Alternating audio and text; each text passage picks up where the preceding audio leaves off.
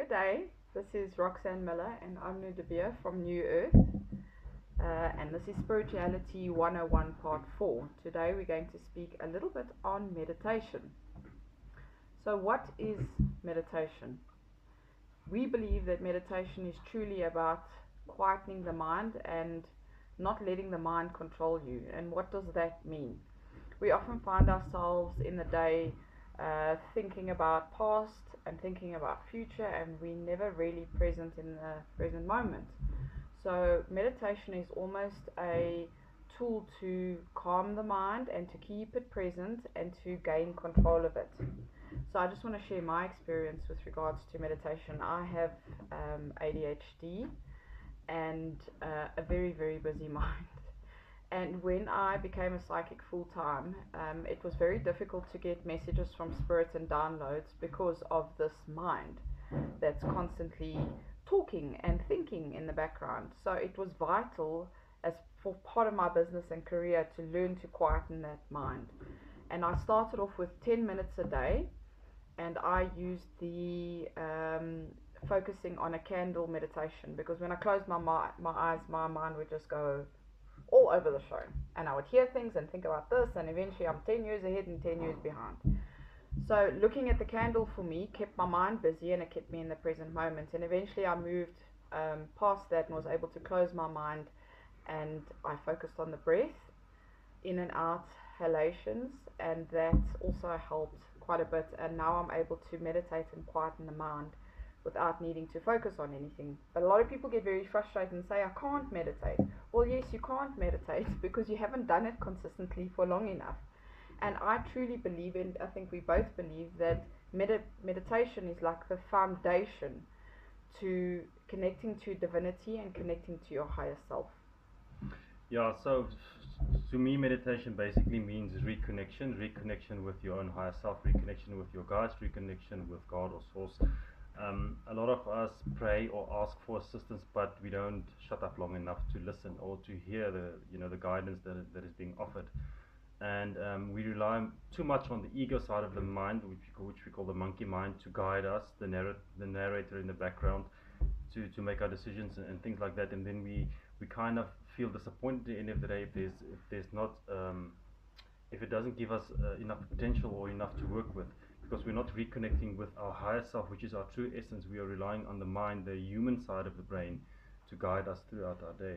You know, the brain is really based on the knowledge. Well, not it is based. What it understands and what it works with is what it's been given. So it's what it's been fed, what it's heard, what it's seen. Our higher selves has come many, many lifetimes before us. I believe it's more knowledgeable and it's got access to a lot more information. And we want to be able to bring that higher self and that divinity into our being.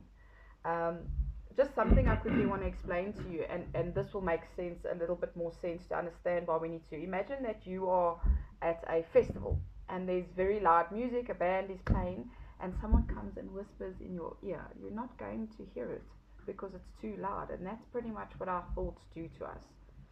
There are various different types of meditation. One doesn't always have to be sitting in the lotus position and doing it in that formal way. There are different types of meditation. There's walking meditation, there's playing a musical instrument meditation, there's art meditation, there's even, you can meditate while you're washing the dishes. It's kind of like when the mind is kept busy with something, doing something, whether it's staring at a candle or washing dishes. That's when we create the distance between our thoughts and the soul. There's like a gap or a place, an openness for where messages can come through. You'll also find that when you meditate, you are a lot more in control of yourself throughout the day. You control of your emotions and reactions and things like that.